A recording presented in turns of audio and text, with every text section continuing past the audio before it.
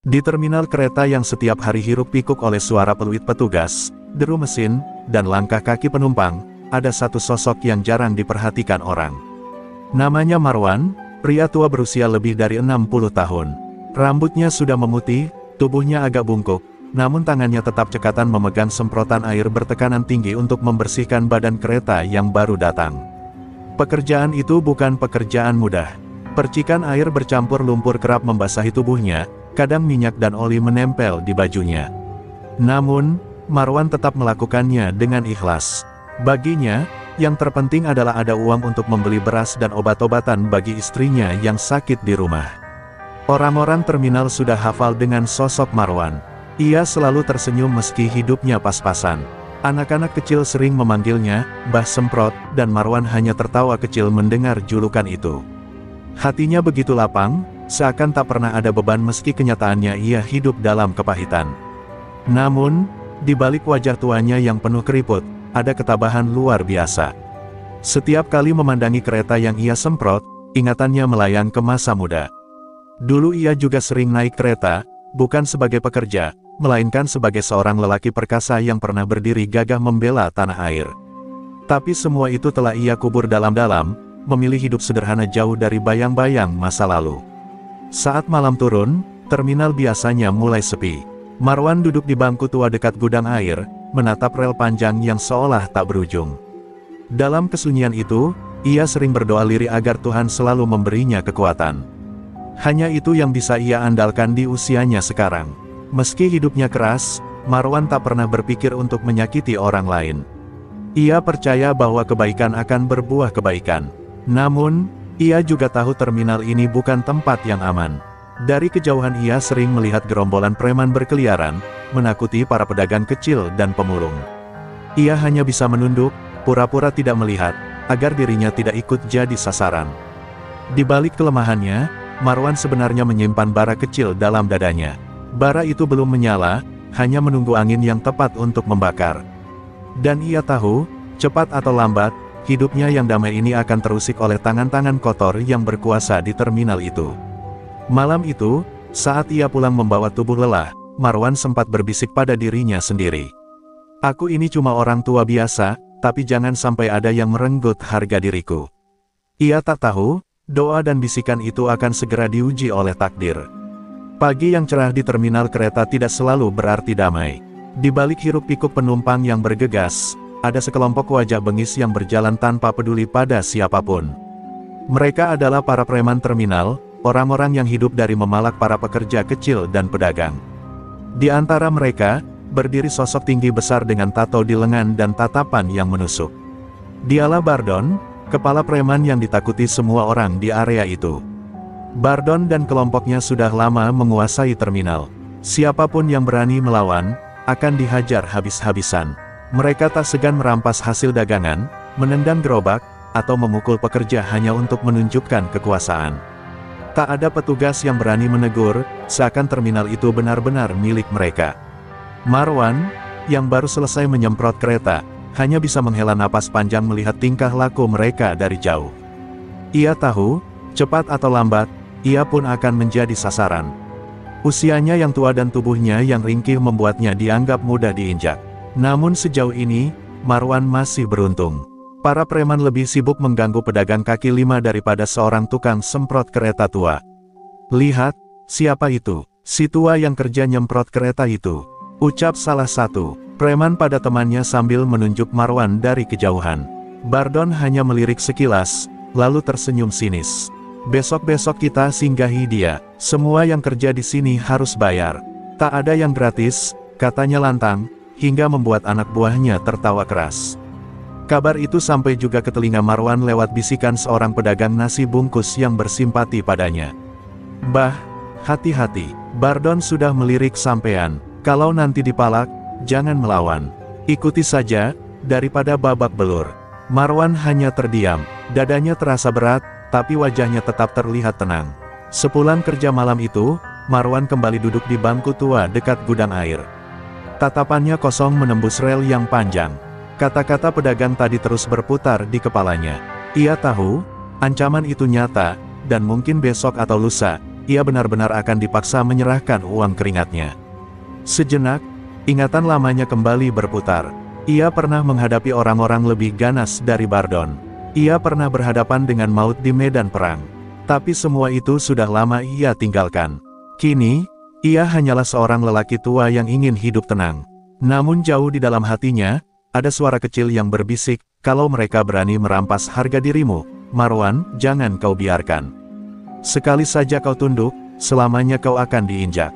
Hari itu matahari baru saja naik ketika Bardon dan anak buahnya mulai berkeliling terminal. Wajah mereka bengis, sorak tawa mereka terdengar seperti ancaman bagi siapapun yang mendengarnya. Tak lama, tatapan Bardon berhenti pada sosok Marwan yang tengah menunduk, sibuk membersihkan sisa lumpur di roda kereta yang baru tiba. Itu dia, si tua bangka itu. Ayo, kita sapa, kata Bardon dengan nada mengejek. Marwan yang sedang berkeringat kaget ketika segerombolan preman mendekatinya. Bau alkohol menusuk hidungnya. Salah satu preman langsung menendang ember air di samping Marwan hingga terbalik, membuat lantai peron basah. Hei, Mbah, kau kerja di sini tiap hari, kan? Berarti kau juga harus bayar jatah keamanan. Bentak seorang preman muda dengan nada congkak. Dengan suara serak, Marwan mencoba menjawab tenang. Nak, aku hanya pekerja kecil, uangku pas-pasan, hanya cukup untuk beli beras dan obat. Jangan kau ganggu aku. Tapi jawaban itu justru membuat mereka tertawa keras, mengejeknya seperti mendengar lelucon murahan. Bardon melangkah maju, menatap Marwan dari atas. Aku tidak peduli kau tua atau muda. Semua yang hidup di terminal ini bayar padaku.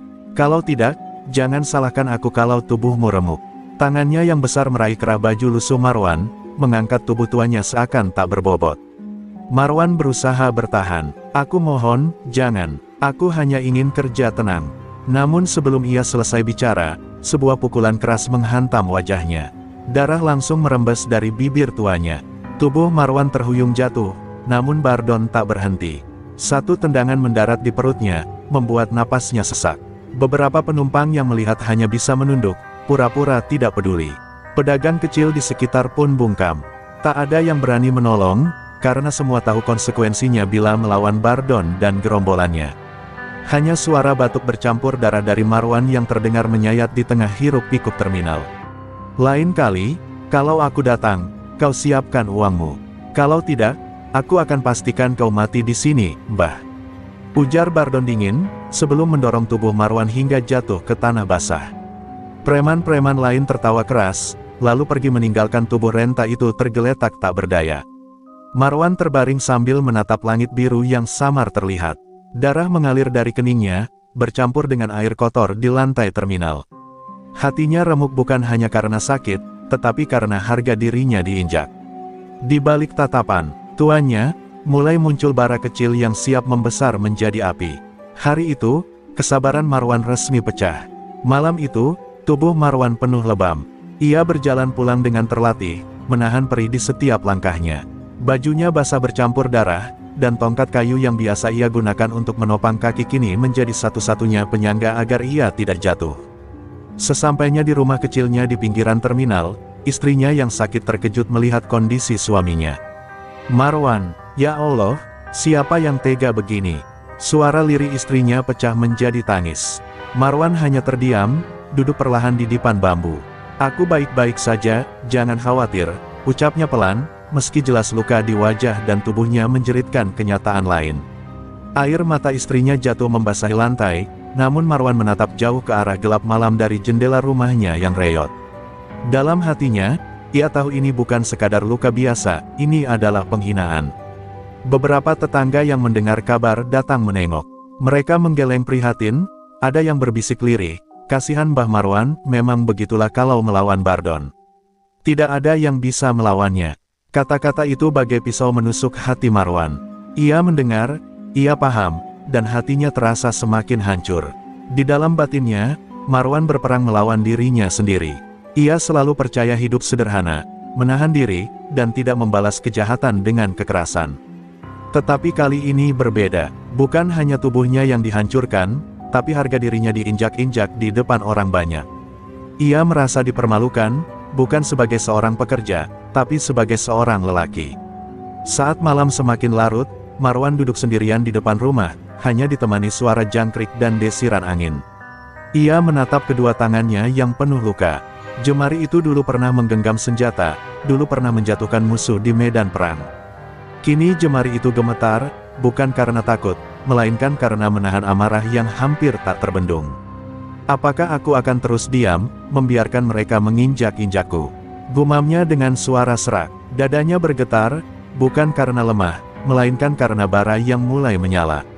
Malam itu, Marwan mulai merasakan sesuatu yang sudah lama ia kubur, insting lamanya yang dulu keras, dingin, dan tak kenal ampun. Ingatan akan masa mudanya menyeruak, saat ia masih muda, gagah, dan disegani. Saat setiap langkahnya membuat orang gentar, Marwan sadar, meski tubuhnya tua, pengalaman dan naluri itu tidak pernah mati. Ia hanya butuh alasan untuk membangunkannya kembali. Dan malam itu, alasannya sudah jelas, harga diri. Di balik rembulan yang menggantung pucat, Marwan berikrar dalam hatinya. Bardon, kau sudah salah pilih orang. Kau pikir aku ini hanya pria tua tak berguna.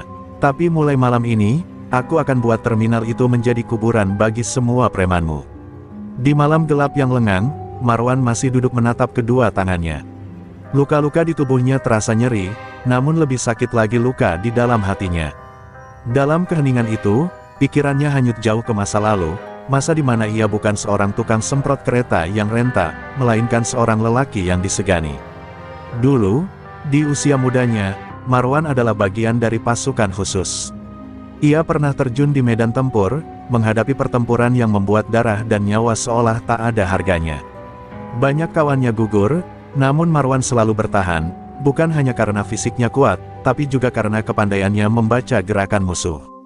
Naluri bertarungnya tajam, dan ia pernah dijuluki harimau hitam oleh rekan-rekannya. Namun kehidupan keras itu membuatnya lelah. Setelah pensiun dari dunia yang penuh darah, Marwan memilih jalan sunyi.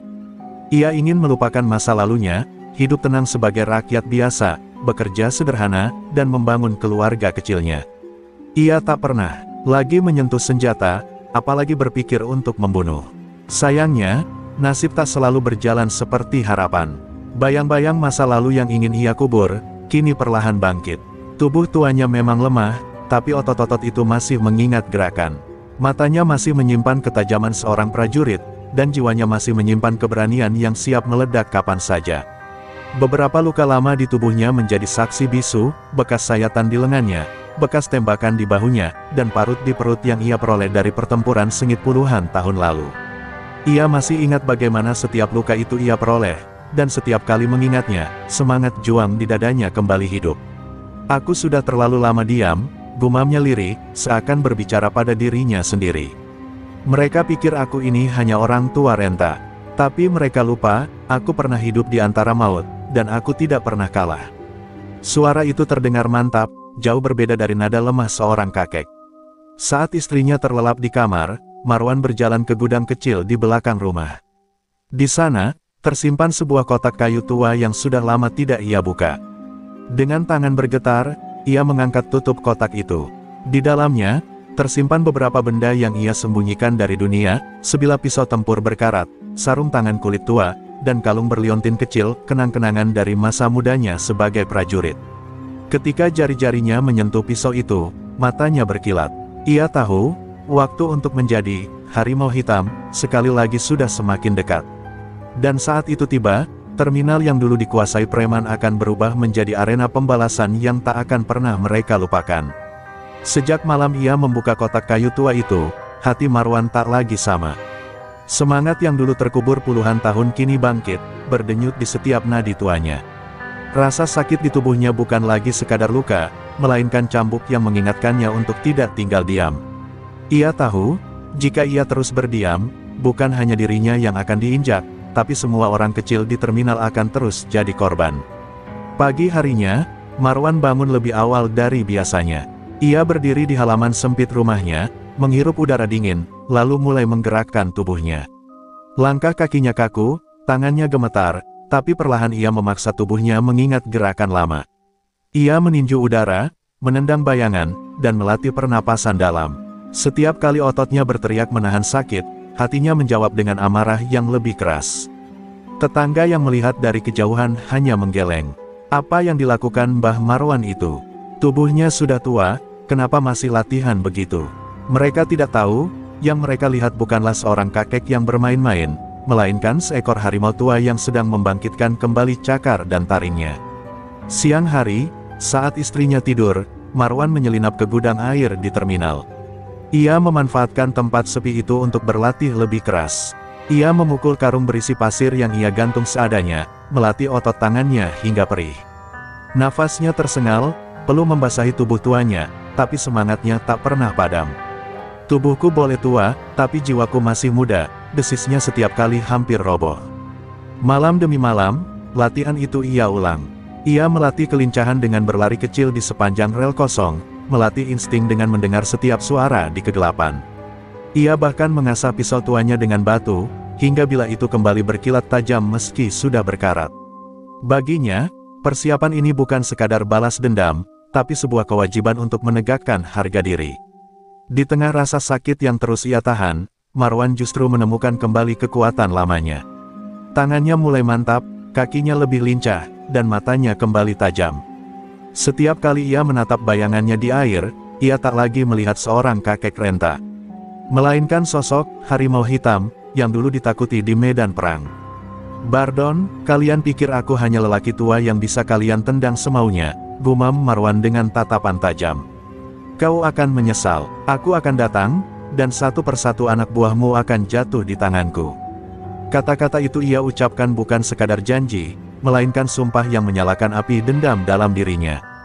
Dan malam itu, untuk pertama kalinya setelah sekian lama, Marwan merasa tubuhnya siap kembali.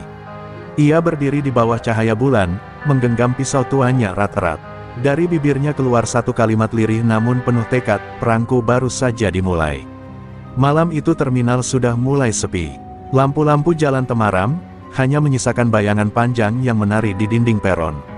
Marwan berdiri di balik gudang air, matanya tajam mengawasi kerumunan kecil preman yang sedang duduk sambil tertawa keras.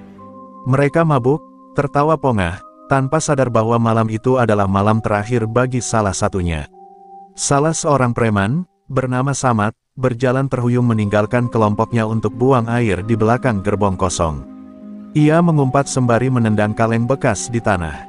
"Hidup enak, semua orang takut sama kita," katanya congkak, tidak tahu bahwa bayangan maut sudah mengikutinya. Marwan melangkah perlahan dari kegelapan. Wajahnya dingin, tatapannya setajam pisau yang ia genggam di tangan kanan. Langkahnya tak bersuara, hanya desir angin yang menemani. Saat Samad selesai, ia berbalik dan terperanjat melihat sosok tua berdiri di belakangnya. "Hah, si tua bangka, kau ngapain di sini?" Sebelum Samad sempat bergerak, Marwan menghantam ulu hatinya dengan pukulan cepat. Tubuh Samad terhuyung, mulutnya ternganga tanpa suara. Dalam sekejap, pisau tua Marwan berkelebat, menoreh leher preman itu dengan gerakan bersih. Darah memancar, tubuh Samad meronta lalu jatuh berlutut, sebelum akhirnya ambruk ke tanah tanpa nyawa. Marwan berdiri menatap tubuh yang tergeletak. Nafasnya teratur, dingin, seolah ia baru saja melakukan hal biasa. "Satu," gumamnya lirih, suaranya nyaris seperti bisikan yang terbawa angin malam. Tidak ada rasa bersalah di matanya, yang ada hanyalah ketenangan seorang pemburu. Ia menyeret tubuh Samad ke balik gerbong kosong, menutupinya dengan karung bekas agar tak segera ditemukan. Lalu, tanpa menoleh lagi, ia melangkah pergi dengan langkah tenang. Bagi Marwan, ini hanyalah permulaan. Satu tubuh jatuh, dan puluhan lainnya akan menyusul. Di kejauhan, suara tawa Bardon dan kelompoknya masih terdengar. Mereka tidak tahu bahwa salah satu dari mereka sudah hilang dari dunia. Malam itu, terminal kereta menjadi saksi awal dari kembalinya harimau hitam, sosok tua yang mereka kira tak berdaya, kini bergerak bagai malaikat pencabut nyawa. Dan di hati Marwan, dendamnya semakin berapi. Ia tahu darah yang pertama ini tidak akan cukup. Ia akan terus berburu, hingga tidak ada lagi satupun preman yang bisa menodai terminal yang selama ini menjadi tempat orang kecil mencari nafkah. Perburuan baru saja dimulai. Keesokan paginya, terminal kereta dikejutkan oleh teriakan seorang pemulung yang menemukan tubuh Samad. Darah yang sudah mengering menodai tanah di balik gerbong tua, wajahnya pucat membiru. Kabar itu menyebar cepat bagaikan api di tengah jerami kering. Para pedagang kecil saling berbisik, penumpang menatap ngeri, dan yang paling terkejut tentu saja kelompok preman Bardon. Bardon datang bersama anak buahnya, menendang karung yang menutupi mayat Samad. Ia menggertakkan gigi, wajahnya memerah menahan amarah. Siapa yang berani melakukan ini? Siapa yang berani bunuh anak buahku di wilayahku sendiri? Teriaknya, membuat beberapa orang kecil di sekitar menunduk gemetar. Tapi tak seorang pun berani buka suara. Para preman mulai resah. Mereka tahu, Samad bukan preman lemah, tapi bagaimana mungkin ia bisa dihabisi tanpa perlawanan. Bisikan-bisikan mulai terdengar di antara mereka. Ada yang bilang mungkin kelompok preman lain, ada yang menduga orang misterius, tapi tak ada yang bisa memastikan. Hanya satu hal yang mereka tahu, terminal tidak lagi aman. Sementara itu, Marwan duduk tenang di bangku tua dekat gudang air. Wajahnya tampak datar, seakan tak peduli pada hiruk-pikuk kabar kematian pagi itu. Namun di dalam dadanya, ada bara kepuasan kecil. Ia tahu rencananya berhasil, ketakutan mulai menggerogoti musuh, sebelum ia benar-benar bergerak lebih jauh. Hari-hari berikutnya, suasana terminal berubah mencekam. Preman yang biasanya tertawa keras kini lebih banyak diam, saling curiga, bahkan tak berani menyendiri. Mereka selalu bergerombol, khawatir menjadi korban berikutnya. Tapi ketakutan itu justru membuat mereka lengah, karena Marwan justru mengintai di saat mereka tidak menduga. Di malam hari, bayangan Marwan selalu muncul di kegelapan. Ia berjalan di sepanjang rel sepi, matanya tajam mengawasi setiap sudut. Bagi orang biasa, ia hanyalah pria tua yang pulang larut. Tapi bagi dirinya sendiri, setiap langkah adalah langkah pemburu, mencari mangsa berikutnya di tengah gelapnya terminal. Bardon semakin frustrasi. Ia menambah jumlah orang yang berjaga, bahkan melarang anak buahnya berkelana sendiri. Siapapun dia, akan aku bunuh dengan tanganku sendiri, geramnya. Tapi di balik kata-kata kasar itu, hatinya pun mulai digerogoti rasa takut yang tak mau ia akui. Di sisi lain, orang-orang kecil di terminal mulai merasakan perubahan. Mereka masih ketakutan, tapi diam-diam ada secercah harapan. Mereka bertanya-tanya, siapa yang berani menentang preman? Siapa yang cukup kuat hingga bisa membunuh salah satu dari mereka? Tak ada yang tahu jawabannya, namun satu hal pasti, sebuah teror telah lahir, dan preman bukan lagi penguasa mutlak terminal itu. Malam turun dengan sunyi yang mencekam. Lampu terminal berkedip redup, seolah enggan menerangi kegelapan yang menelan rel-rel tua.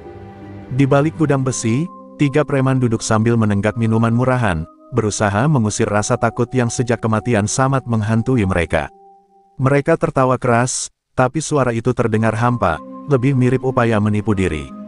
Tanpa mereka sadari, Marwan sudah mengintai sejak lama. Napasnya teratur, matanya menyala di kegelapan. Ia menggenggam kunci besi yang dipertajam di ujungnya, senjata sederhana namun mematikan. Ingatannya melayang pada wajah pria tua penyemprot kereta yang dulu dihina dan dipukul para preman itu. Kini, giliran mereka yang merasakan perihnya balasan. Ketika salah satu preman berdiri untuk buang air di sudut, Marwan bergerak secepat bayangan. Satu tusukan tajam menembus leher, menutup mulutnya agar tak bersuara. Tubuhnya roboh dengan mata melotot, darah mengalir membasahi tanah. 2 preman lain kaget, berdiri terhuyung, tapi sebelum sempat berteriak, Marwan sudah menerjang. Pukulan kunci besi menghantam wajah preman kedua, memecahkan tulang hidung dan membuat darah muncrat. Preman ketiga mencoba kabur, tapi Marwan lebih cepat. Ia meraih kerah bajunya, menghantamkan kepalanya ke tembok, sekali, 2 kali, hingga terdengar bunyi retakan tulang. Sunyi kembali turun, hanya suara serangga malam yang mengisi udara. Marwan berdiri di tengah mayat yang berserakan, wajahnya datar tanpa emosi. Ia bukan lagi pria tua penyemprot kereta yang lemah. Setiap darah yang menodai tangannya adalah penghapus luka masa lalu. Dalam benaknya hanya ada satu tujuan, terminal ini harus bebas dari preman, apapun caranya. Keesokan paginya, berita 3 mayat yang ditemukan bersamaan mengguncang terminal. Wajah-wajah pedagang penuh tanda tanya, sementara para preman semakin ketakutan. Bardon mengamuk, menuduh kelompok preman luar yang mencoba merebut wilayahnya. Tapi jauh di lubuk hati, ia sadar, ini bukan perang antar preman, ini pembantaian satu orang. Ketakutan itu menular bagai penyakit. Preman-preman mulai membatasi langkah, bahkan ada yang memilih meninggalkan terminal. Mereka merasa diawasi, diburu oleh sesuatu yang tak terlihat. Setiap langkah di malam hari menjadi mimpi buruk, setiap bayangan membuat jantung berdegup kencang. Namun bagi Marwan, ini baru permulaan. Ia tahu musuh utamanya bukanlah preman kecil, melainkan Bardon, sang kepala ular. Tapi sebelum sampai pada itu, ia harus mengiris satu persatu anggota tubuhnya, membuat Bardon kehilangan kekuatan, hingga tak ada lagi yang bisa berdiri di sisinya. Perburuan gelap baru saja dimulai. Bardon duduk di bangku kayu terminal dengan wajah kusut, rokoknya sudah hampir habis tapi tangan masih gemetar. 3 anak buahnya ditemukan mati bersamaan, menyusul Samad yang lebih dulu tewas. Jumlah orang-orangnya semakin menipis, dan rasa percaya diri yang dulu membuatnya ditakuti kini mulai goyah. Di balik tatapan kerasnya, Bardon tahu ia sedang diburu oleh musuh yang tak kasat mata. Anak buahnya berdiri mengelilingi, tapi wajah mereka tak lagi menunjukkan kesetiaan penuh. Ada rasa takut, ada rasa ragu. "Bang, ini bukan orang biasa," kata salah satu dari mereka dengan suara pelan. Bardon mendelik, menamparnya keras. "Diam, jangan bikin yang lain tambah takut. Kita ini penguasa terminal, gak ada yang bisa jatuhin kita kecuali kita sendiri," teriaknya, meski hatinya sendiri diliputi keraguan. Malam itu, Bardon memerintahkan 5 anak buah terkuatnya untuk berjaga di sekitar area gudang air, tempat di mana kabar beredar sosok misterius itu sering terlihat. Mereka membawa senjata tajam, bahkan ada yang menenteng besi panjang. Tapi apa yang terjadi justru membuat Bardon makin resah. Pagi harinya, 2 dari 5 orang itu ditemukan tergeletak tak bernyawa, dengan luka sayatan rapi di leher. Kabar itu membuat terminal semakin kacau.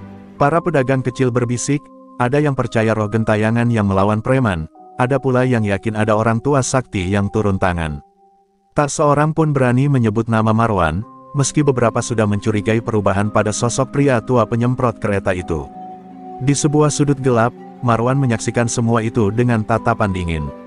Ia sengaja tidak membunuh semua penjaga malam itu, menyisakan 3 orang yang bisa melapor ke Bardon. Teror bukan hanya soal darah, tapi juga tentang ketakutan yang menghantui setiap langkah musuh. Ia ingin Bardon merasakan perasaan yang dulu ia tanamkan pada para pedagang kecil, tak berdaya, ketakutan, dan terkepung. Bardon semakin tak terkendali. Ia mulai mengurung diri di pos jaga, memanggil preman dari wilayah lain untuk memperkuat barisan. Tapi justru langkah itu membuatnya terlihat lemah di mata anak buahnya sendiri. "Bang, apa gak sebaiknya kita cari siapa orang ini, bukan malah sembunyi?" sindir salah satu preman.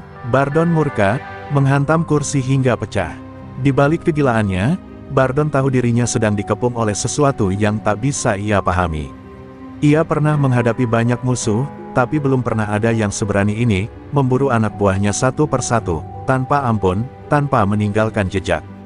Bardon mulai sadar, ini bukan sekadar soal wilayah, ini soal dendam pribadi. Dan di saat Bardon tenggelam dalam kegelisahannya, Marwan sudah menyiapkan langkah berikutnya.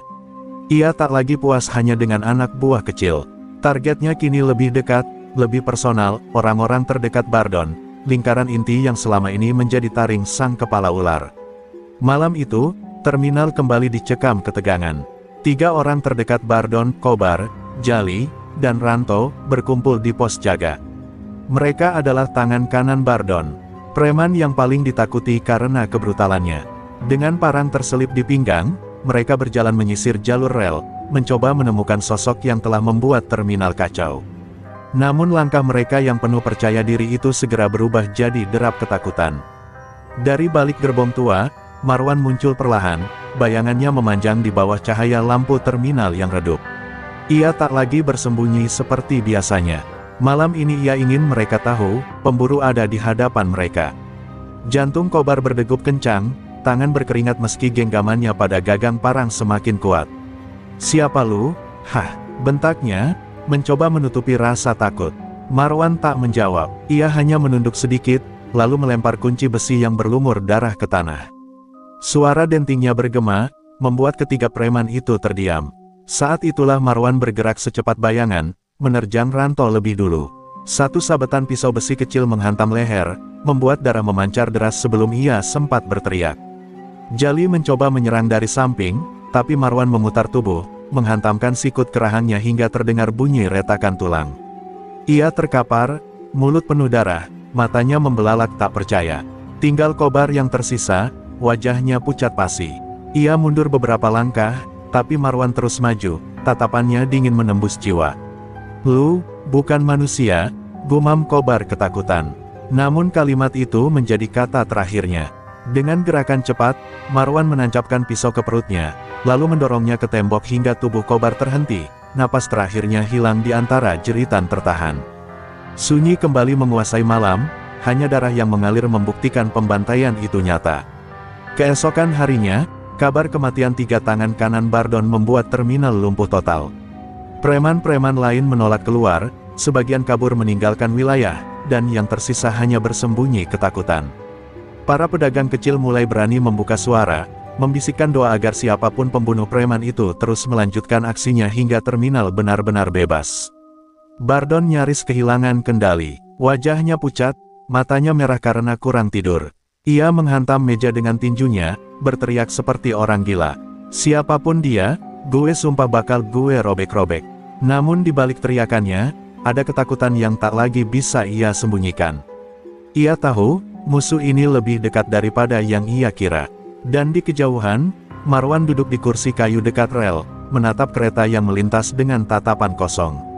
Hatinya dingin, tapi kepuasannya perlahan tumbuh. Ia sudah merobek lingkaran inti Bardon. Kini hanya tinggal sang kepala ular itu sendiri. Pertarungan penentuan sudah semakin dekat. Bardon kini seperti singa terluka. Lingkaran inti yang selama ini menjadi pelindungnya telah habis dibantai satu persatu. Setiap malam ia terjaga, matanya merah menatap pintu pos jaga, tangan selalu menggenggam golok. Suara terkecil saja membuatnya terlonjak, keringat dingin bercucuran meski udara malam terasa menusuk. Preman lain sudah banyak kabur, hanya tersisa segelintir yang setia, itu pun karena rasa takut lebih besar daripada keberanian. Marwan mulai mempermainkan psikis Bardon. Malam pertama, ia menggantungkan baju salah satu tangan kanan Bardon yang berlumur darah di depan pos jaga. Malam berikutnya, ia menancapkan pisau berkarat di pintu kayu dengan kain merah terikat di gagangnya. Setiap pesan itu sederhana, tapi maknanya jelas, "Aku datang untukmu."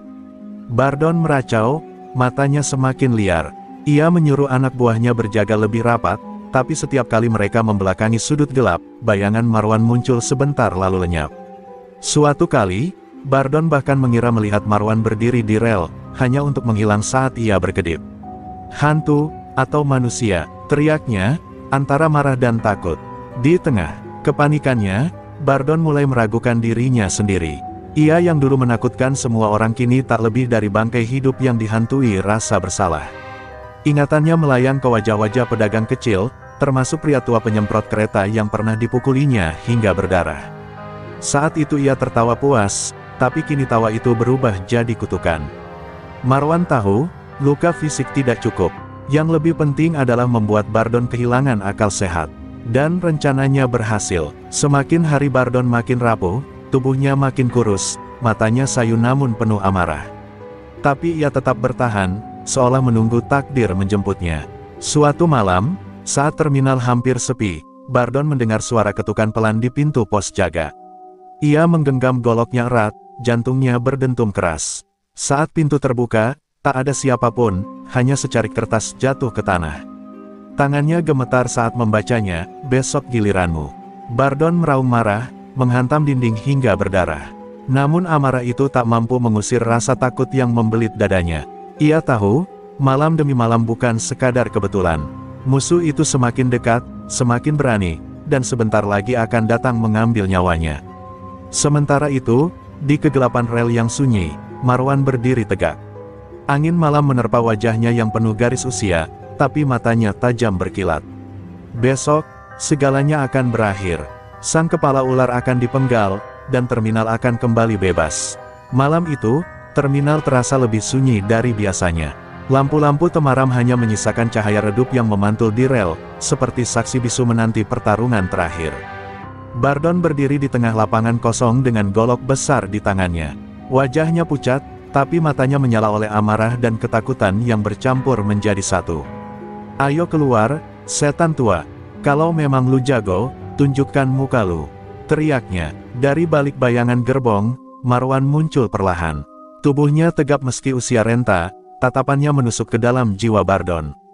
Ia tak membawa senjata besar, hanya sebilah besi tajam berkarat yang digenggamnya erat. Namun justru kesederhanaan itu membuat Bardon semakin gentar, seakan pria tua itu tak butuh apapun untuk membunuh. "Lu pikir gue lupa, Bardon?" Suara Marwan serak tapi tegas. "Darah gue, hinaan lu, semua orang kecil yang lu sakiti. Malam ini semua lunas." Bardon meraung, lalu menerjang dengan goloknya. Dentuman logam terdengar ketika Marwan menangkis dengan besinya.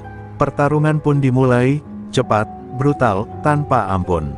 Golok Bardon berayun ganas, memecah udara. Marwan menghindar dengan gesit, tubuhnya bergerak seperti bayangan, tak sebanding dengan usianya. Setiap serangan Bardon berujung sia-sia, hanya menghasilkan suara besi yang memercik. Marwan membalas dengan serangan singkat, sabetan kecil tapi mematikan, meninggalkan luka di lengan Bardon. Amarah Bardon makin membara. Ia menendang, mengayunkan golok tanpa henti, mencoba menghajar lawannya dengan tenaga penuh. Namun Marwan tetap tenang, menunggu celah. Ketika Bardon kehilangan keseimbangan sejenak, Marwan menghantam perutnya dengan lutut, lalu menyayat bahunya. Darah memancar, membuat Bardon terhuyung. "Lu bukan manusia, lu iblis!" teriak Bardon dengan suara serak. Marwan hanya menatapnya dingin. "Bukan, gue cuma orang tua yang lu anggap remeh." Kalimat itu seperti pisau lain yang menusuk jiwa Bardon, membuatnya semakin kalap. Ia berlari dengan teriakan panjang, mengangkat golok untuk serangan pamungkas. Tapi Marwan sudah siap. Dengan gerakan kilat, ia memutar tubuh, menghindar, lalu menancapkan besi karat itu tepat ke dada Bardon. Golok terlepas dari tangannya, tubuh besar itu terhuyung, darah mengalir deras membasahi tanah. Bardon menatap Marwan dengan mata terbelalak, sebelum akhirnya tubuhnya roboh menghantam rel besi dengan suara dentuman. Berat, sunyi menyelimuti terminal. Marwan berdiri di atas jasad Bardon, dadanya naik turun, tapi matanya tenang. Semua sudah berakhir. Kepala ular itu telah dipenggal, dan kekuasaan preman yang selama ini menindas orang kecil runtuh malam itu juga. Terminal kini berada di bawah naungan darah, tapi juga kebebasan. Keesokan paginya, kabar kematian Bardon menyebar lebih cepat dari kereta yang melaju di rel. Warga terminal, pedagang kecil, hingga tukang becak saling berbisik dengan wajah tak percaya. Orang yang selama ini menanamkan teror, memalak tanpa ampun, kini terbujur kaku di tanah yang dulu ia kuasai. Terminal yang biasanya dipenuhi ketakutan, untuk pertama kalinya terasa lega. Anak buah Bardon yang tersisa tak berani bertahan. Mereka kabur sebelum siang tiba, meninggalkan pos jaga, lapak-lapak kosong, dan senjata-senjata tumpul berserakan. Terminal menjadi sunyi, tapi bukan sunyi karena ketakutan, melainkan karena semua orang masih sulit menerima kenyataan, sang penguasa telah runtuh. Para pedagang kecil mulai membuka kembali lapak mereka dengan hati-hati. Tukang nasi bungkus yang dulu dipalak setiap pagi kini tersenyum lebar, sementara tukang ojek menarik napas lega karena tak perlu lagi menyetor paksa. Perlahan, suara kehidupan kembali terdengar. Terminal yang sempat mati kini mulai bernapas lagi. Di sudut terminal, Marwan duduk di bangku kayu tua dengan wajah datar. Ia melihat perubahan itu, melihat senyum yang dulu tak pernah berani muncul. Namun dalam hatinya tak ada kegembiraan besar, hanya rasa lega. Ia tahu darah yang sudah tertumpah tak bisa dibersihkan begitu saja, tapi setidaknya luka lama kini mulai sembuh. Beberapa pedagang menghampirinya, membawa sebungkus makanan dan air minum. "Pak, terima kasih," kata seorang ibu dengan mata berkaca-kaca. Marwan hanya mengangguk pelan, tak banyak bicara. Baginya, ucapan itu cukup. Ia bukan pahlawan, ia hanya seorang lelaki tua yang menolak diinjak-injak lagi. Hari demi hari, terminal semakin ramai. Anak-anak kecil berlari-lari sambil tertawa, penumpang kembali merasa aman menunggu kereta, dan tidak ada lagi preman yang berani menodong. Suasana berubah drastis, seolah malam kelam bersama Bardon hanyalah mimpi buruk yang akhirnya usai. Meski begitu, Marwan tetap menjaga jarak. Ia tahu, dunia tak pernah benar-benar tenang. Selalu ada ular baru yang bisa muncul kapan saja. Tapi untuk sementara, ia bisa menikmati ketenangan, menghirup udara tanpa harus merasa terancam. Terminal adalah rumahnya, dan rumah itu kini kembali damai. Di langit sore, sinar matahari memantul di rel yang panjang, seakan memberi tanda bahwa perjalanan baru telah dimulai. Marwan berdiri perlahan, menatap ke arah horizon dengan tatapan penuh kelelahan. Pertempuran sudah berakhir, tapi jejaknya akan selalu tersisa. Terminal telah bebas, namun bayangan dendam tak pernah benar-benar hilang. Hari-hari berlalu, terminal kereta kembali hidup seperti sedia kala. Suara pedagang yang menawarkan dagangannya terdengar riuh, derap langkah penumpang kembali mengisi setiap sudut. Preman-preman yang dulu menjadi momok telah lenyap bersama Bardon, sang kepala ular yang dulu menanamkan teror. Terminal kini bukan lagi tempat ketakutan, melainkan tempat kehidupan. Marwan berjalan pelan menyusuri jalur rel, matanya menatap lurus ke depan. Tubuhnya masih penuh bekas luka, tapi langkahnya mantap. Ia bukan lagi pria tua penyemprot kereta yang lemah dan diremehkan, melainkan sosok yang diam-diam menjadi pembela bagi orang-orang kecil. Meski tanpa sorak-sorai atau penghargaan, ia tahu perjuangannya telah mengubah segalanya. Di sudut terminal, sekelompok anak kecil berlari sambil tertawa. Pemandangan itu membuat Marwan terdiam lama. Dulu, tangisan lebih sering terdengar di tempat ini, tapi kini tawa anak-anak kembali mengisi udara. Hatinya yang keras seperti batu mendadak terasa hangat. Ia sadar, semua darah yang tertumpah tak sia-sia, setidaknya generasi berikutnya bisa tumbuh tanpa ketakutan. Namun, di balik rasa lega itu, ada kesunyian yang hanya ia yang bisa merasakannya. Marwan tahu, dirinya takkan pernah sama lagi. Bayangan wajah-wajah yang ia habisi akan selalu menghantui malam-malamnya. Ia bukan malaikat, ia hanya manusia yang terseret dalam dendam. Tapi baginya, keadilan kadang memang harus ditegakkan dengan tangan yang berlumur darah. Suatu sore, seorang pemuda menghampiri Marwan, menatapnya dengan hormat. "Pak, orang-orang di sini bisa hidup tenang lagi, semua karena Bapak. Bapak pahlawan kami." Marwan hanya tersenyum tipis, menepuk bahu pemuda itu. "Aku bukan pahlawan, nak. Aku cuma orang tua yang gak mau diinjak-injak lagi." Kata-kata itu sederhana, tapi membekas dalam hati sang pemuda. Saat senja merayap di atas terminal, Marwan duduk di bangku kayu tua, menatap langit jingga yang perlahan gelap. Di tangannya, ia menggenggam besi tua yang selama ini menjadi senjatanya. Ia meletakkannya di bawah kursi, seakan menandai bahwa perang sudah selesai. Malam ini, untuk pertama kalinya setelah sekian lama, ia bisa menarik napas panjang tanpa rasa cemas. Orang-orang kecil kini mulai bangkit dari ketakutan. Mereka belajar bahwa meski tertindas, selalu ada harapan untuk melawan. Kisah Marwan menjadi bisikan di antara mereka, cerita tentang pria tua yang berani menentang para preman hingga terminal kembali damai. Sebuah kisah yang akan terus hidup, meski Marwan sendiri memilih menjauh dari sorotan. Dan dengan itu, perjalanan Marwan berakhir. Ia tak mencari kemuliaan, tak mencari nama, hanya mencari keadilan untuk dirinya sendiri dan orang-orang yang pernah ditindas. Terminal kini bebas, tapi yang lebih penting, mereka belajar arti keberanian. Pesan moralnya sederhana, jangan pernah meremehkan orang kecil, karena ketika kesabaran habis, keberanian bisa lahir dari tempat yang tak pernah diduga.